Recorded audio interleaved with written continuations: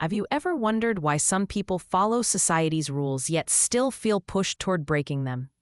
In the mid-20th century, Robert Merton offered one of the most powerful explanations through strain theory. He argued that deviance is not born from bad people, but from a mismatch between society's goals and the legitimate means to achieve them. We all learn to desire success, wealth, and respect. But when access to education, jobs, or opportunity is blocked, people adapt in different ways. Some conform, some innovate through illegal paths, some withdraw completely, and others rebel against the system itself. Think of a young person in a marginalized neighborhood who dreams of success but finds every legal door closed. Strain, not character, becomes the pressure that redirects behavior.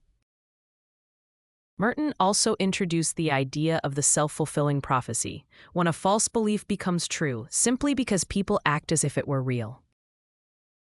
A student labeled as slow may internalize that judgment, stop trying, and eventually perform poorly, thus fulfilling the original false expectation. Society's labels quietly shape destinies.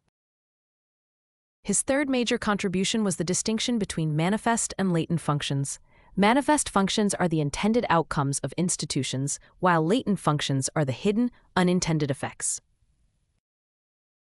A school's manifest function is education. Its latent function may be forming social networks or reproducing class inequality.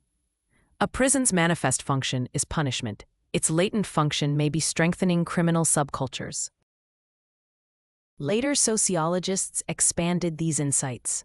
Loic Wacquant showed how urban poverty and mass incarceration intensify structural strain rather than resolve it. Elijah Anderson revealed how chronic exclusion produces alternative moral codes for survival in inner-city life. Muslim sociologists have echoed similar themes. Ali Shariati analyzed how social oppression and blocked mobility generate rebellion and resistance among the marginalized. Asef Bayat explored how the urban poor adapt creatively to structural strain through everyday survival strategies rather than open revolt. Together, these thinkers reveal a profound truth. Deviance is not a personal failure. It is often society speaking through the cracks of inequality. When opportunity is uneven, adaptation becomes inevitable. Merton reminds us that before judging actions, we must first examine the structures that shape them. If this changed how you see crime, success, or failure, share it with someone who believes struggle is only a personal choice, and stay questioning the systems behind the stories we tell about right and wrong.